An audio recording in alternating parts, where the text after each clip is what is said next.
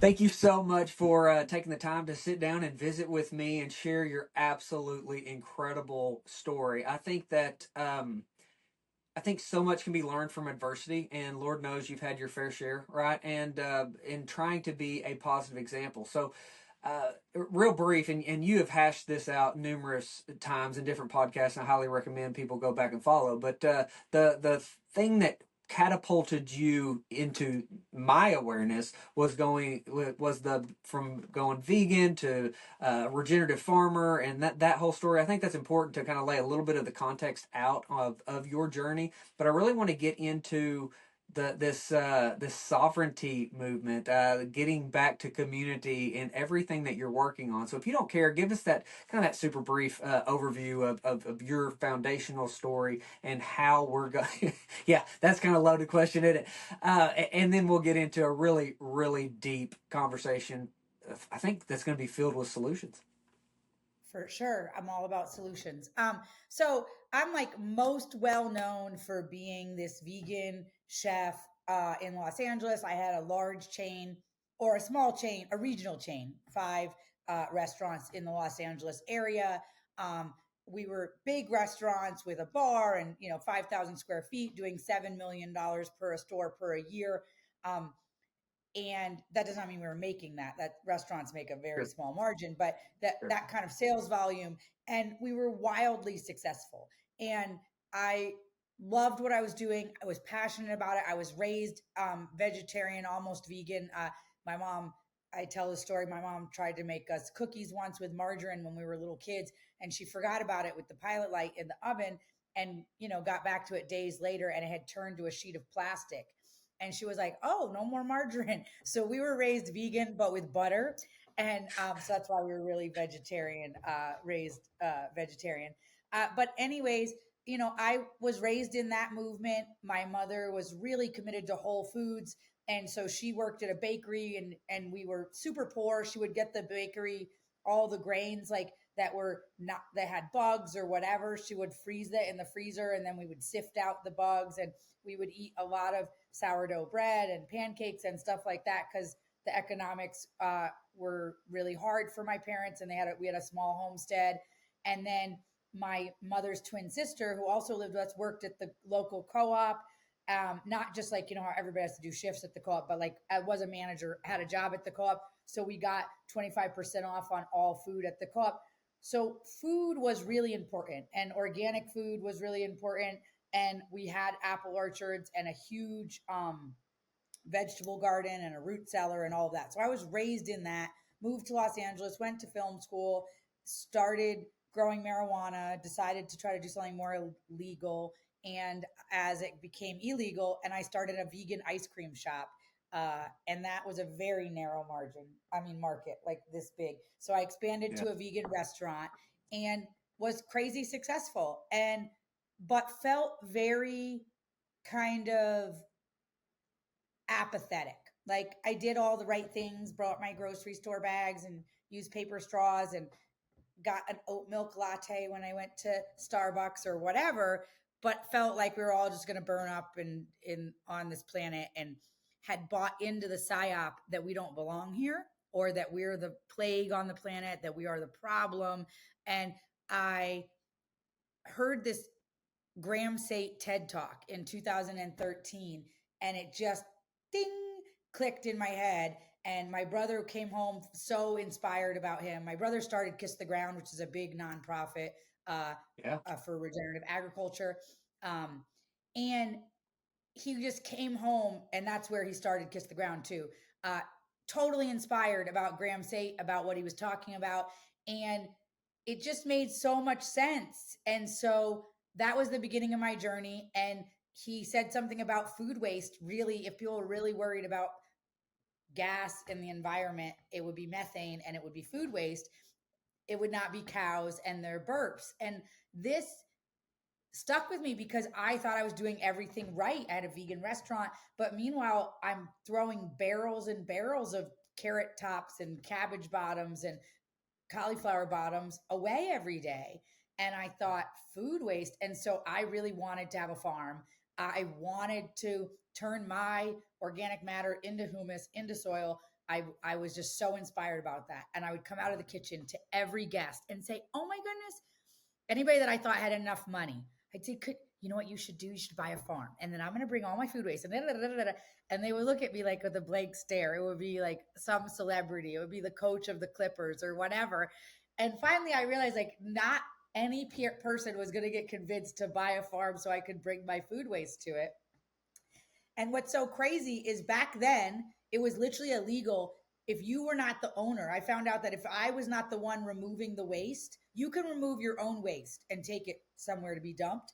But if you cannot hire a third party that's not the waste management company, and there is no compost, there was no compost at the time. So it was literally illegal to compost in LA when I started this, unless you were the one dumping it to yourself.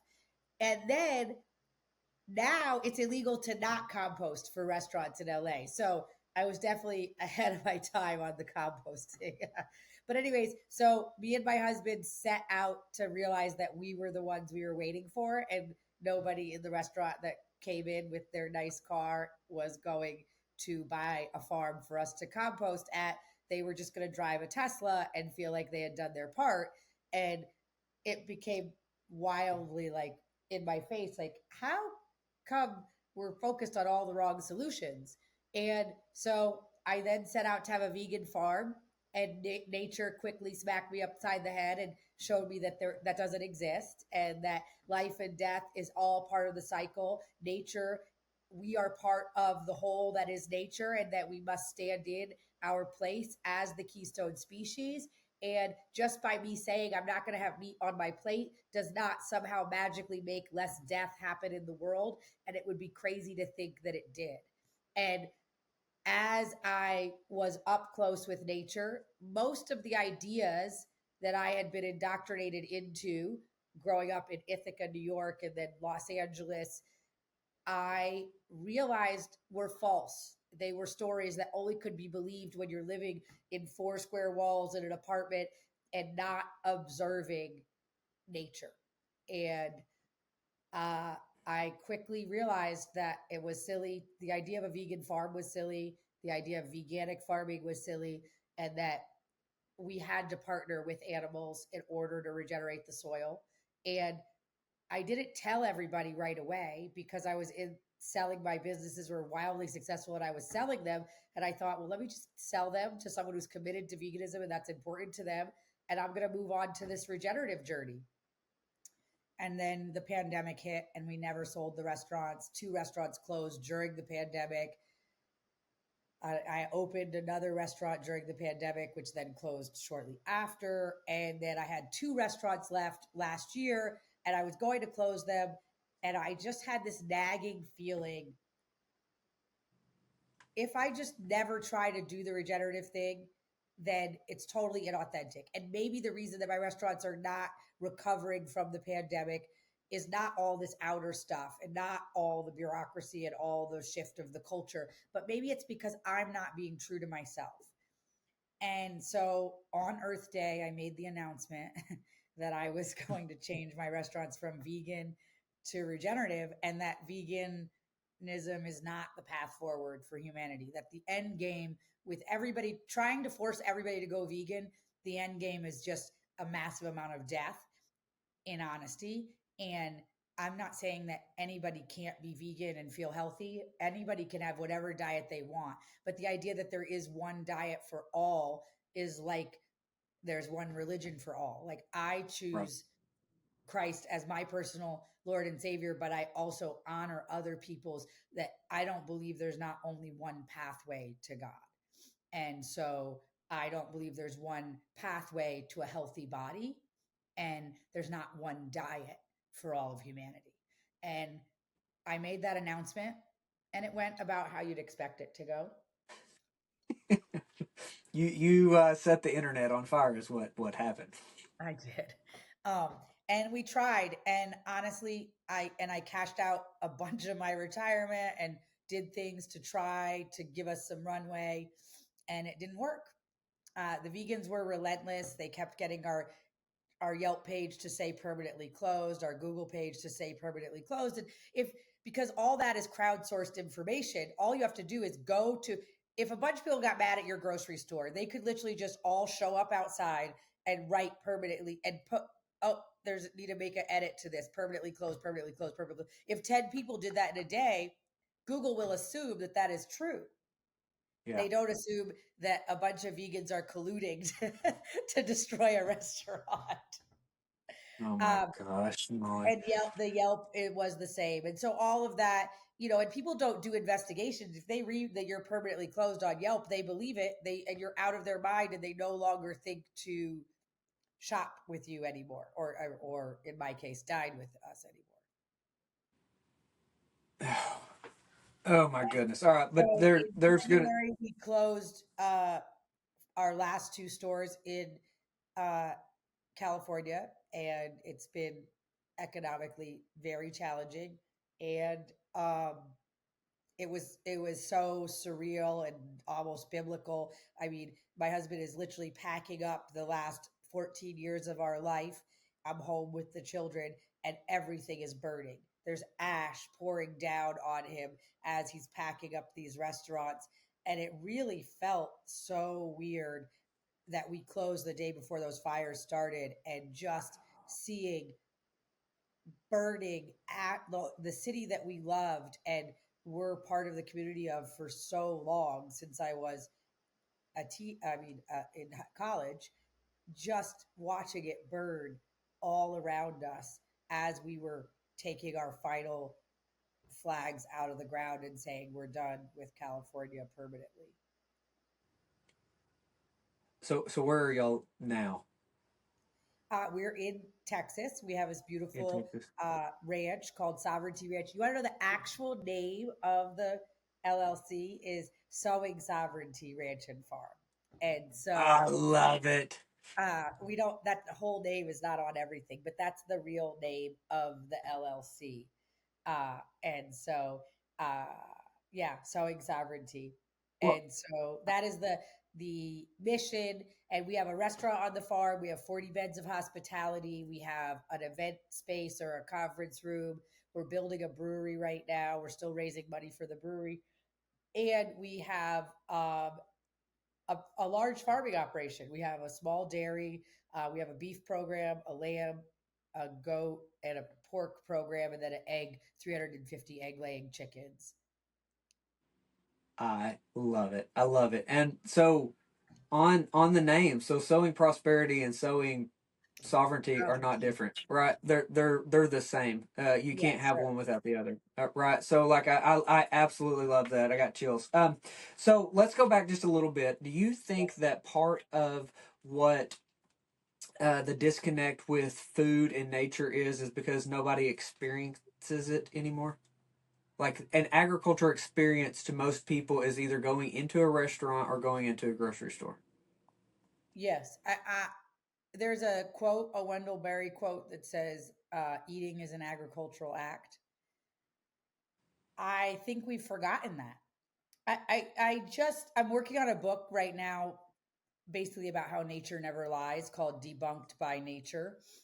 And I, I was just, working on this chapter and talking about when we have a society that villainizes farmers, makes it okay to not procreate, allows sterilization of our children, and ultimately allows sterilization of our soil and all of our women through the chemicals that we're allowing in our food, our water, and our soil.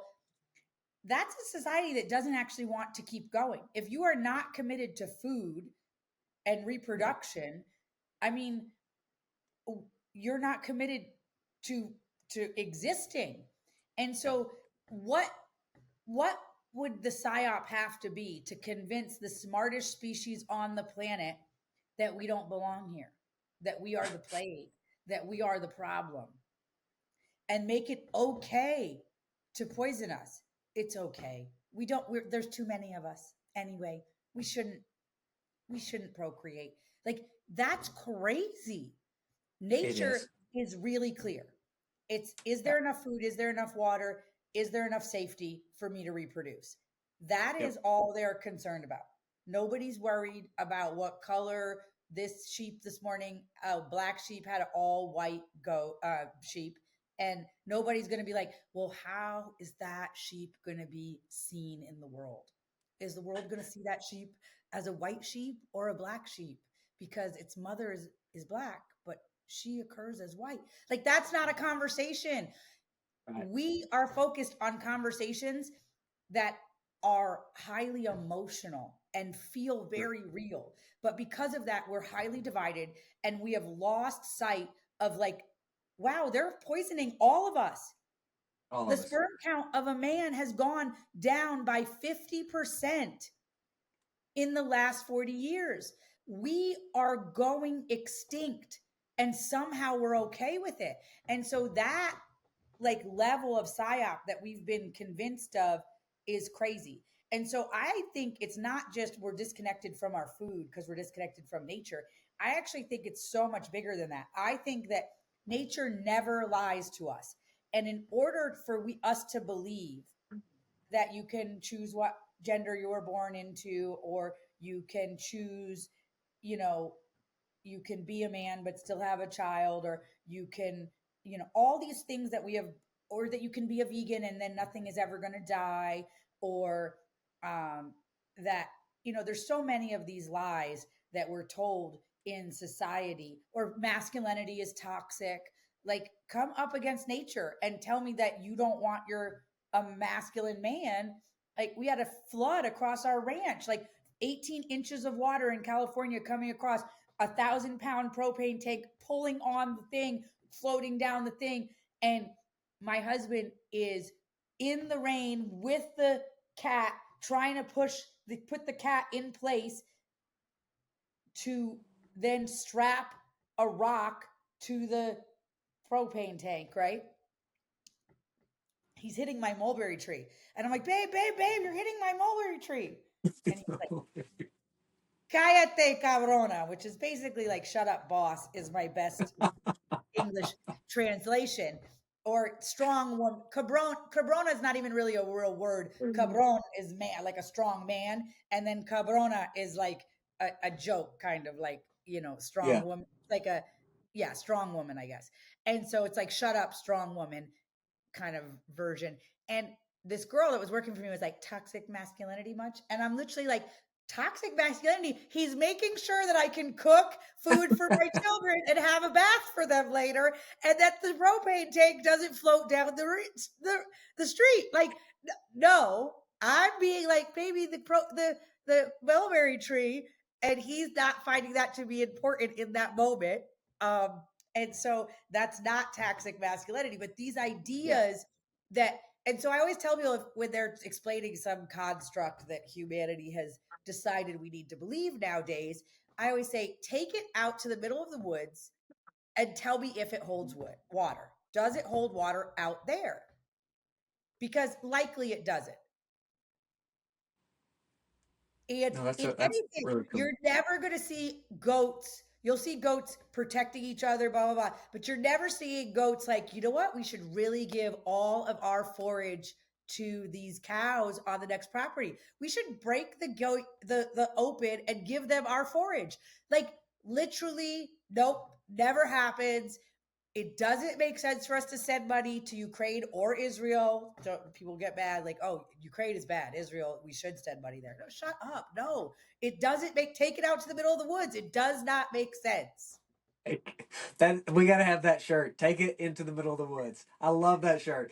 All right, let's get in. Let's get into something that you said earlier on no human diet, right? Because that goes back to the very core of this conversation.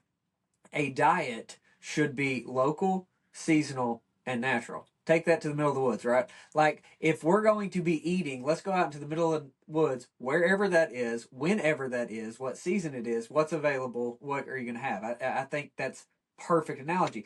So if you're in LA versus New York versus Icaria or Okinawa or Costa Rica, everything looks different, and it looks different depending on what time of the year it is. So what For you're sure. doing in Texas is what is needed for your community. Ripple that out to different, distances. But that is at the core of human health, society, and food. So, how we get that across to somebody that's only agricultural experience is a grocery store or restaurant, I think is impossible. So why are you changing models now? Why is the ranch so important? How is experiencing this, take it to the middle of the woods, so important for our next step?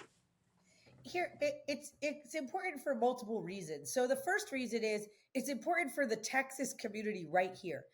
I got here to Texas Hill Country. It's beautiful, and the extent of the agricultural program around me is Bermuda grass and beef and a few boar goats that are mostly for 4-H, as far as I can tell.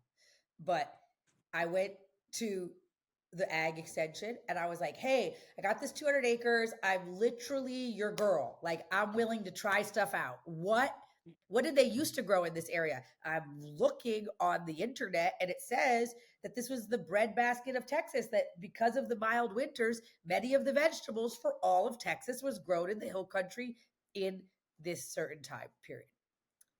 And they were like, you can't grow vegetables here. Okay. Seems crazy. Like, how can we not be okay? Well, they're like, the wind, it's volatile, the temperatures, it goes from very cold to very hot. Okay, but well, what are the vegetables that can grow in those conditions? I expect that people were producing food here a long time ago, and we're not just eating Bermuda grass and cows. I mean, I'm just saying that's what I would suspect. Nobody knows anything. Like, no. So then I start going around and I'm like driving through neighborhoods, like, oh, is that a fig tree in that person's yard? Let me go talk to them. How long has that fig tree been there? Oh, these guys have a pear tree. Let me go talk to them. Like, I'm literally the crazy person knocking on people's doors in Texas. They don't not like you to come on people's property in Texas, let me tell you. And being like, oh, I don't know. My grandma planted that. Oh, yeah, that's a pomegranate. She used to make jelly. I don't know. Birds just get it. I don't know what kind of planted it. And this is me like, okay, well, can I cut a few cuttings? Like, all crazy, like a crazy person, right? Yeah. Trying to collect up, because I believe that we are losing everything that can grow in this area. And I'm planting trees. So I go out and I buy 1,700 trees, 10, 10, 10, 10, 10, 10, 10. Now I'm going, okay, well, elderberries are doing good. I can sell as much elderberry syrup as I can make. So let's put in more elderberries. The figs are doing good. Figs are easy to preserve and there's many ways to use them. Okay, let me put in more figs. This is not working. That's not working. The peaches are getting curl and they're blue. I got peach blossoms all everywhere, and then it goes to 19 degrees and they're all gone and we lose the whole crop. Okay, forget about the peaches, although this is supposed to be peach area. But I'm like, well, where are the old varieties of peaches that didn't go into flowering every the first and second and third time it goes up to 70 degrees, but the fifth time it goes to 70 degrees? There's those peaches must be out here. They must exist, but they're missing. They're gone. Everybody's switched over to these newer varieties that don't get along in this area. So I'm really in an investigation, and I believe that local food systems are a national security issue. We talk about drilling oil. We talk about having auto manufacturing. We talk about having a ready reserve force. We talk about having a ready military. We talk about having a strong border. These are all national security issues. Well, I'm going to tell you something. I believe that those are all national security issues. I'm not saying that they're not. Be having manufacturing at home is an issue, is a all those things are fully national security issues. But when an emergency happens, I'm going to let you know this is how it goes: air, water, food, and then everything else. And so if we don't have air, clean water, and clean food locally, then we're not ready for nothing. I don't care how many missiles we have. I don't care how much ready tanks we have. If we're not healthy and resilient, then we are not capable of doing anything else. And so I think having a resilient food system. So I the ag extension is now going to have their annual meeting for this whole area on my ranch. I mean, 2 years ago, I was the newcomer, like a weird person asking them all these weird questions. Like, just forget about it. Just grow some beef cattle and cut some hay. And now they're like, can we come out and stay in your rooms for a night and you give us a tour and show us what's working and what's not working and how it's going? Good for Yes, you. I'd love to do that. And so I believe that everywhere that humans settled a long time ago, food can grow, or we would not have settled there. I think that's a fact. Yeah. Now, Yeah. what food grows, we may have lost, and we may have to rediscover. But and that's the rediscovering that I'm in at this time. And if I could do what I did in California is easy, the weather is mild, the soil is amazing, like so great. It was awesome. I did an awesome thing there and I've handed on to somebody else who's doing keeping the flag going. What we're going to do here, I believe, could actually be far more impactful because making a difference in these continental climates where there's these huge swings of weather, this highly alkaline soil with tons and tons of limestone. Texas is a Right. huge state and it's growing and growing, but we can't talk all this shit on California here in Texas and then have all our produce come from California. That's kind of inauthentic. We got to learn how to grow some produce ourselves. Yeah. And the valley does. They're down in the valley and towards the more tropical part of Texas. There's for sure more vegetable production and onions and but the majority of the state is growing beef and hay, cotton, watermelons on some areas, and then some vegetables down south, some citrus down south.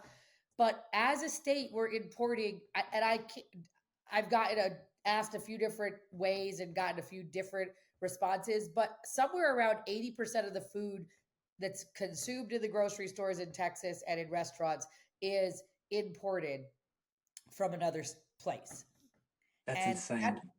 that's true for most agricultural states. It's a huge percentage. And there's some where it's like 99%, where the whole state is just growing corn, soy, and cotton, and then it's all going out, and then everything is coming back in. Yeah. Well, I mean, it's just absolutely insane. And commodity crops are the norm, right? That's what agriculture has become.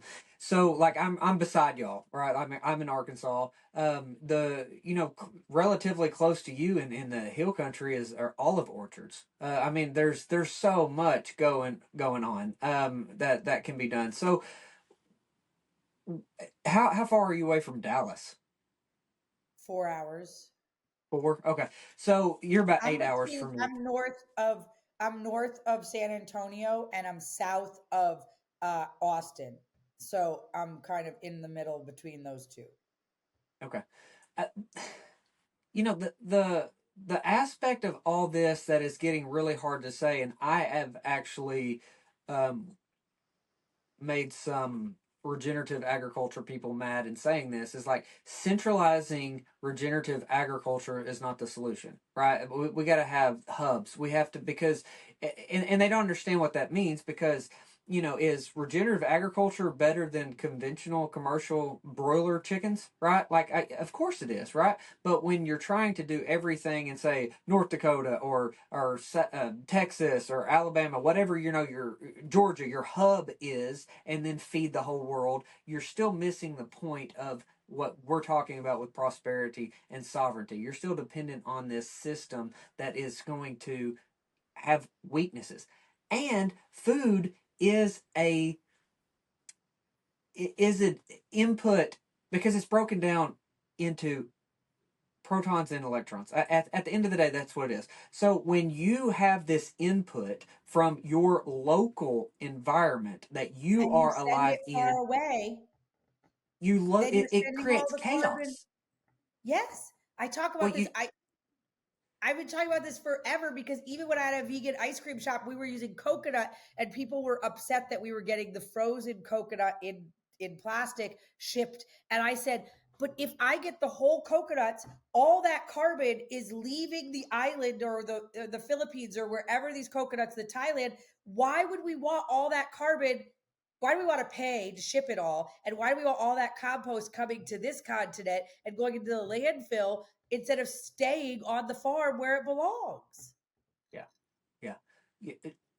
Yes, and that is a component. But even what I'm saying is, and this gets deep, and this is where we kind of lose some people. So I won't stay on it too long. But like what we you can grow a tomato in California, a tomato in Texas, a tomato in Georgia, and they have different inputs. Okay, the from the environment, from the sun, the electromagnetic environment that they're in, it is a different thing. And so when you take that same tomato and it was grown in Australia, it's on the other side of the world. It's on the southern hemisphere. It's opposite of us. It is a different input to the system. So people in Australia should eat that tomato. The people in Alabama should eat that tomato. The people in Texas should eat that tomato, and so on. Right? It local, seasonal, and natural. That is such a fundamental thing, and that's why keto and carnivore and vegan. Uh, Paleo, everything is missing the mark if you don't take in local and seasonal. For sure. And that's part of why I moved to Texas. We looked at Montana and we looked at Idaho, and I thought, well, how seasonally am I going to be able to eat in those places? And I'm not a big meat eater. I've been vegetarian most of my life. And I was thinking, am I just going to go through the whole winter just drinking yogurt? That seems terrible. And so that's part of why I chose to move to Texas. And you're 100% right. And it even goes down to the soil when you're eating food that comes out of soil versus hydroponics, it's a totally different It's input completely to different. your body.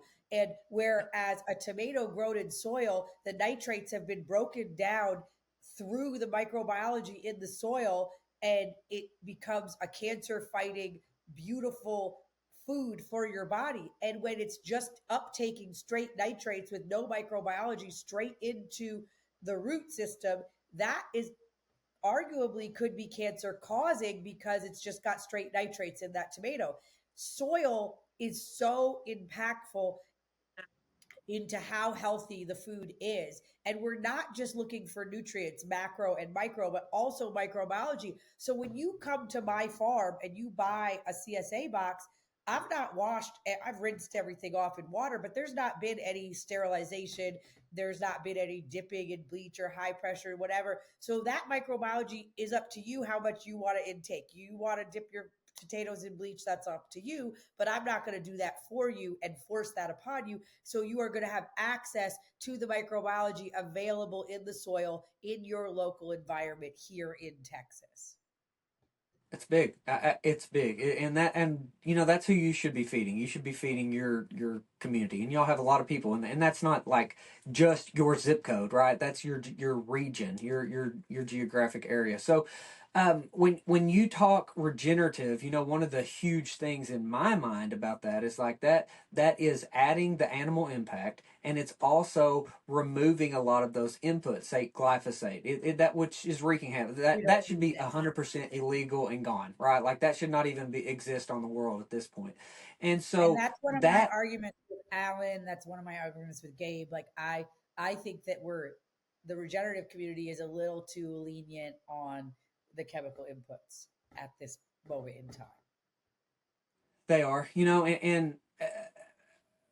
in the same token, I understand where they come from as they're attempting to transition, right? Because you can lead a horse to water, right? But we have so many that still look at a pasture that's empty as wasted ground. Like, wow, we don't have cattle eating that completely to the dirt. That's wasted ground. There's such a disconnect even in a lot of our farmers.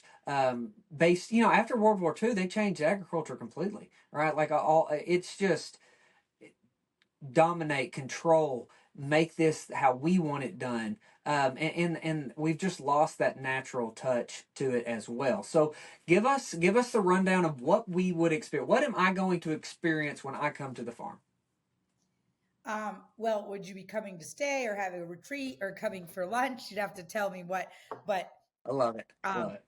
so if you're local and you live in Central Texas and you're just wanting to come for lunch, right now we're only open Saturdays and Sundays, but we're hoping this spring we're going to be open at least 5 days, Wednesday to Sunday, maybe 7 days. But Basically, you would come, you're going to drive out like you're driving to a farm. You're not, this is, you're going to Google a restaurant and then you're going to be driving out into the middle of nowhere. And you're like, is this right? Is this right?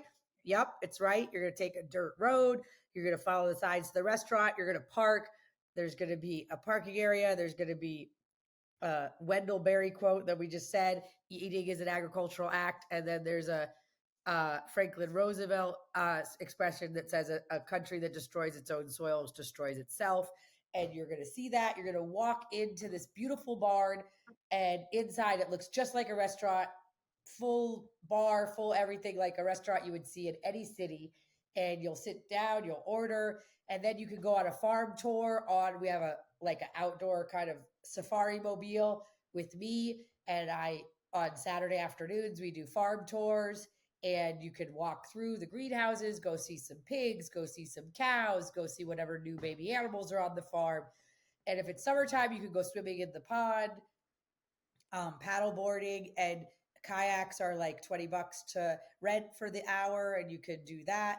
And then if you're coming from farther away, like Arkansas or Houston or Dallas or somewhere else, you can stay in one of our tiny houses or one of our farmhouses. This is a farmhouse that I'm in right now. That's a rentable house. It's 3 bedrooms, and you could rent it and stay on the farm. And we have many activities you can do on the farm, like a fossil hunt, or you can milk the cows right into your coffee in the morning. We and My husband's Mexican. We call it in Spanish pajaretes. Pajaretes normally have actually alcohol in them too. We don't really offer the alcohol part at 7:30 in the morning here on the farm. It's not a program here, but if you bring your own alcohol, we're not opposed to you putting it in. We've had a few old school Mexican guys that are like, no tequila. I'm like, you can put tequila in your pajarete, no problem.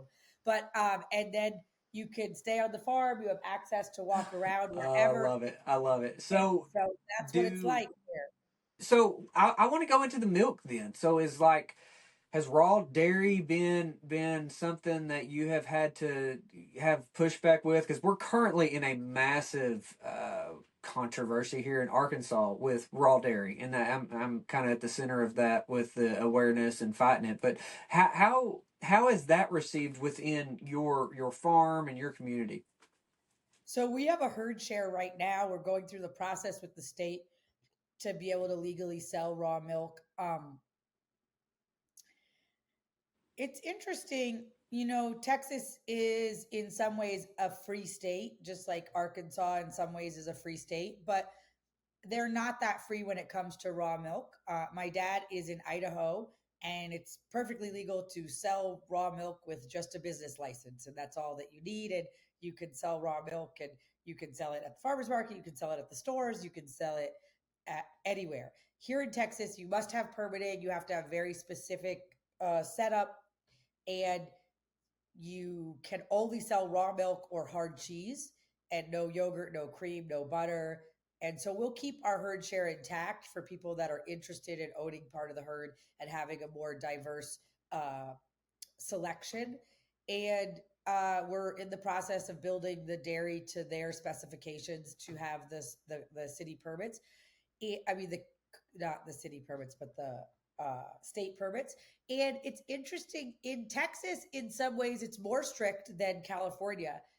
And in other ways, it's less strict when it comes to raw dairy. Because Texas, if you could sell raw dairy for pets in California legally, as long as it's labeled for pets, it says not for human consumption on it. But in Texas, you have to dye it gray. So that's weird because they're trying to make sure that no human is going to eat the raw milk that's for animals. Um, and again, I believe two adults should be able to make whatever decisions they would like to make for themselves, and mothers and fathers should be able to make decisions for their children. And so Yeah. I believe that if you and I decide that we would like to have a glass of raw milk together, I don't I don't need Sid Miller, the agricultural inspector or agricultural commissioner of Texas, between us. I believe that that's a No. just me and you, Logan and Molly can make that decision.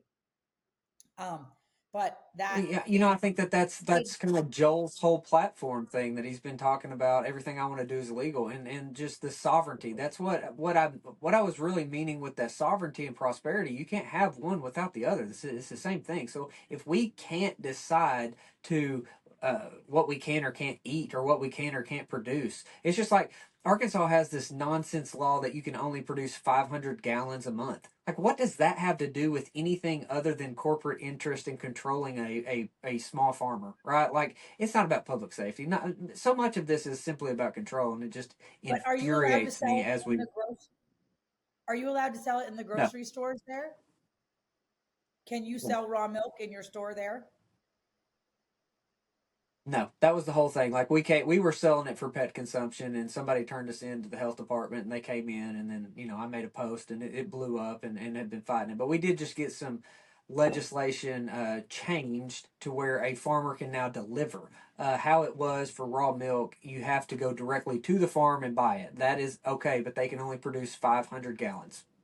So a month. So they've now opened it up to where a farmer can go to a farmer's market and sell their own milk directly, or make a delivery or do that kind of stuff.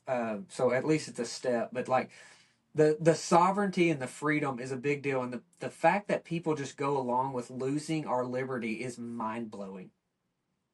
I invented a shirt, but everybody's scared to put it up on my website. Everybody around me, I actually didn't invent it. My husband did, but um, I made the design, and it says "Raw milk, the real white privilege." And basically, it's white and it's a privilege because it's illegal in 50% of the states or something like that. And but nobody wanted me to sell that shirt. So we are letting ourselves give up so much important rights.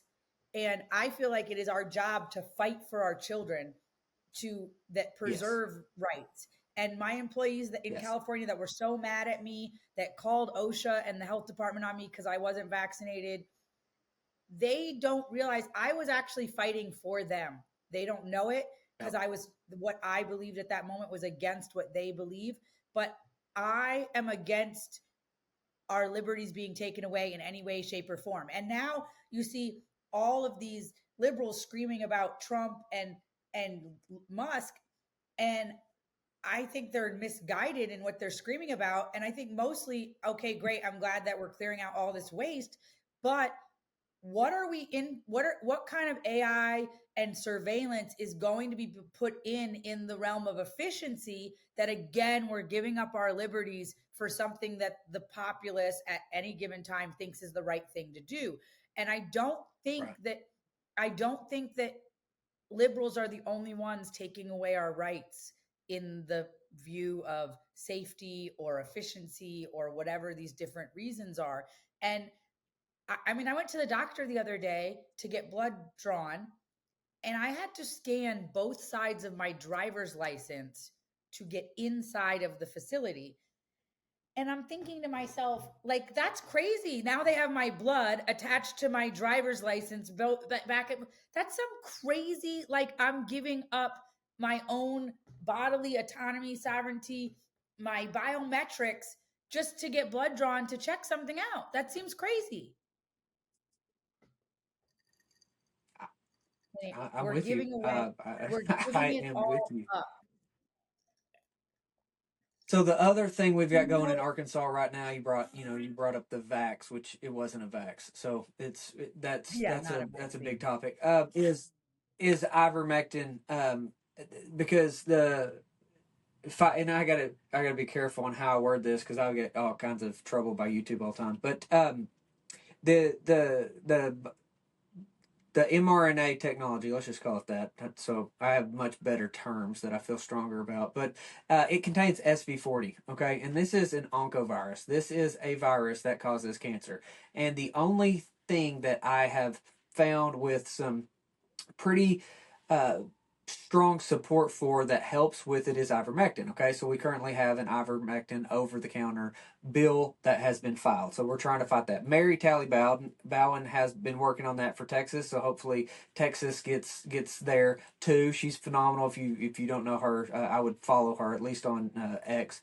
Um, The other one is actually cannabinoids have some promise. So I don't know if it does, but it looks like it might. So my point is the fact that we have had a war on one of the safest pharmaceuticals of all time that has been distributed to billions, literally billions of people, and they actively attacked it, suppressed it, and demonized it is pretty eye opening. That should be eye opening to everybody. The fact that they have lied and hid the fact that SV40 promoters are in the Pfizer uh, mRNA technology is disgusting. And so this is nothing new. This is the Cutter incident. This is the polio vaccine. All of this is out there. Google it. Fact check me. Vero E6 germline. Like look up all these things. To the listeners, we should have access to treat ourselves.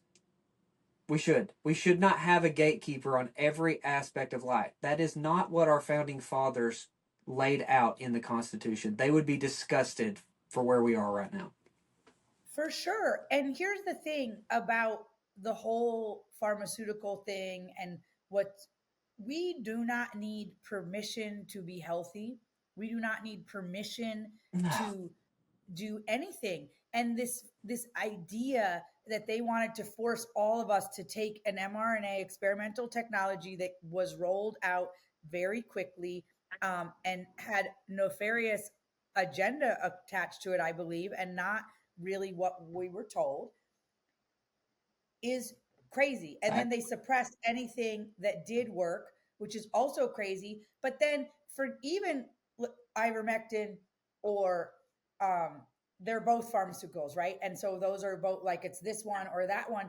How little was there about just getting vitamin D, being outside, breathing healthy air, losing weight, exercising? Like nobody was they were actually telling us to be inside and all that. And then you brought up the cannabinoid thing. We all have our blood system, our regular veins and everything, and then we have our lymph system, our lymphatic system, and then we all have a cannabinoid system in our body with cannabinoid receivers all over our body. And the government has made hemp, CBD, cannabis illegal for how many years now? It's starting to come back and be legal in certain areas. But why would they completely ignore one of the three major systems in our body? You should have this lady on your podcast. Her name is Danny, and I can send you her information. She has better aromatherapy. Please do. And she also has a CBD company that makes this amazing painkiller. They extract just the terpenes from the CBD and they make it in such small molecules that it can infiltrate pain in such an extraordinary way. I had a bad wrist for the longest time, carpal tunnel, but I suspect it's actually radiation from my phone. This is the hand that holds my Yes, phone, and absolutely. that I got radiation poisoning Yep. basically in my wrist. This CBD salve from her healed it within days. And she does a presentation with slides and everything. You should definitely have her on for your readers, that will blow your mind about the cannabinoid system and about all the different plants that interact with the cannabinoid system, not just marijuana and hemp, but all these Right. other plants. Galanthus is one of them. There's all these other plants that interact with them, and how we've just ignored it, and how it is super connected to our hormonal function. And look at us as a society. Are we having good hormonal function? No. And so it's crazy, No. her thing. And so we have literally allowed all of these natural medicines to be suppressed. Did you know that there was over just about 110 years ago, there was over 100 homeopathic hospitals in the United States? That's crazy. So that was a one pathway. There's all these modalities and there's all these belief Yep. systems. And our belief is so powerful that honestly, whatever we believe in is going to have a lot of effect on our body, right? So we should believe Sure. in, if Sure. you decide to go down the pharmaceutical route, you decide to do chemotherapy or whatever, then you should believe in it and Believe in not it. be seeing it as Yeah. this is this is just poisoning my body. My best friend, she died of Yes. cancer, and she had a tiny tumor in her breast, um, and she did a double bilateral mastectomy immediately, and then was a pretty long recovery for that, and then she Um, Waited a little bit, and then she got reconstruction, and she thought, well, I'm good to go. And um, she did some, I feel like she did do radiation, but not chemotherapy, I want to say, after the double bilateral mastectomy. And then she had a recovery, a fairly hard recovery with the reconstruction of her breast. And then by so that was before Christmas. It was like in around Thanksgiving that she was feeling better and starting to be able to move around and everything from the reconstruction. And then by January, she was like cancer free in November, and they did the reconstruction. And by the end of January, beginning of February, it had metastasized, and there was one as big as a grapefruit in her liver and kidneys, and it killed her. And from her deathbed, what she told me is I never would have done these looking back, I wish I never did these interventions. I had a piece of cancer in my breast that was this big. I was jogging 5 miles a day. I was working. I was being a mother. I was going about my life. There was no pain. There was no discomfort. I just found a lump, and I did this. If I had left that lump intact, I never biopsied it. I never did anything. I radically was conscientious about not eating sugar and eating a super clean diet and getting plenty of sleep and doing a water fast once a year. There's no way that little thing would have killed me in 3 years. No way, no way, no way. And she's like, but I'm dying. My daughter's 9 years old. And every time they poked and prodded and cut into me, they spread it everywhere around my body. And her daughter held her hand as she died at 9 years old. And I was there, and I will never forget that. And every time someone tells me they have cancer, I say, would it be okay if I share this story with you? Because I believe that that is what she left me to give into the world of her, is that story. Uh, I'm sorry, and I think that's an extremely powerful story. It's a very important story because it also goes to show that cancer is an electromagnetic condition. Cancer is my entire world, way more than anything else that we've talked about. And when you understand that, what I was saying about food and that local and seasonal matters a whole lot, right? It's the chaos. We're getting the appropriate inputs to where we don't have that. And so like the not being in the sun, not building melanin because we're scared of UVB, right? Not doing any of these things, not having appropriate nutrients. Food matters. It really does, but it doesn't matter as much as some of these other things that affect the electromagnetism. So what you said about your hand, you're very wise to be correlating that. A lot of people don't, right? This is why we have colorectal cancers like crazy. People wear them in their pockets. They've got the breast cancers. It's multifactorial, but the EMF and the environment that we're in, because we're not in the sun, we're inside under these garbage lights,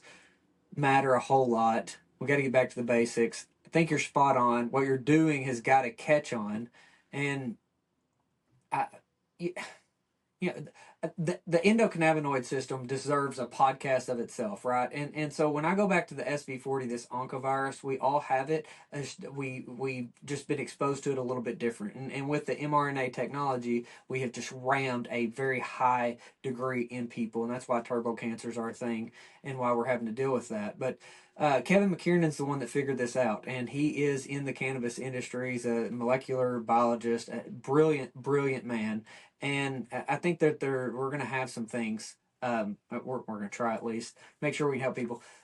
9-year-old shouldn't hold her mama's hand while she passes away. So like we gotta make sure this message gets out. What your work is, what my work is, what our teams are doing is so important, and we just got to keep pushing ahead.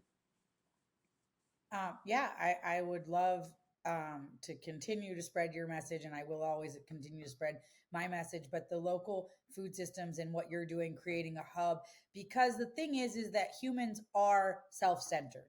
And so when you make it convenient for them to buy all these local things in one place, they're more likely to do it. And it, an example, I could not lose weight. I had kids late in life. I had my first child at 37, and I had my last one at 45, or not my last one. God only knows if it was my last one. I had one last year at 45. And so um I shouldn't count my count off my blessings by saying my last one. That's not good. Um, Right. and so Absolutely. I could not lose weight after having all these babies in my 40s. I had like that I like pre-menopause fat or post-menopause fat stomach, like your legs are normal and then just like fat stomach and kind of swollen face. And I was eating really healthy, eating local, all these things. And I got into a deep dive because somebody that took the jab was asking me, they said, I'm just having big fat stomach all of a sudden. And I've always had a six pack. I've always been really thin. I don't know what is going on. I'm not even premenopausal. And I was thinking about this and doing some research for this friend. And then I was not bothered by my weight, in full disclosure, because I'm going about my life. I have a husband, I have four children that love me. I'm on the farm, I'm doing all these things. And I feel good. I'm strong. I'm healthy. I'm able to carry a 5 gallon bucket of chicken feed up to the chickens, no problem. But when I made the announcement about going vegan to meat, oh my God, everybody was like, she should be vegan. Look how fucking fat she is. And so I did get a little triggered by that. And so I did, through all these whispers from God, is the best way I could say it. I decided to do a raw milk fast where I just did raw milk and raw yogurt in November. And through my research about bifidobacteria that I was looking up for this woman I realized that people lost all their bifidobacteria after taking the experimental mRNA technology. And they had taken all the poop samples from all these doctors in one hospital, and every single one of them lost 100% of their bifidobacteria. And then that's what has your body be able to manage your hormones and your metabolism. So who has the most bifida is little babies when they're breastfeeding or just coming into eating food. And then breast milk creates the best foundation for bifidobacteria to grow into. So I had this idea that I need to like totally reset my microbiology and create space for bifidobacteria to come back in. And I did this. And my point is, I made like a $5 PDF about it, like quick one day, because so many people were texting me on Instagram and saying, I saw your before and after picture. I really want to do it. Could you tell me what you did? So I did this thing and it just sold like crazy. Like everybody's buying this $5 PDF about how to just like what I did every day. It's like it's like one page, right? But so I didn't have to text Yeah. it every single person on Instagram. And I try to sell a lot of things. I sell homesteading courses, I sell meat, I sell a lot of things. And what I notice is people are self centered. They were like, oh my God, she got skinny again. We need that. Right. And so we need to make it easy for people to do the resilient thing because unfortunately, we are so willing to trade our resilience for convenience over and over and over again.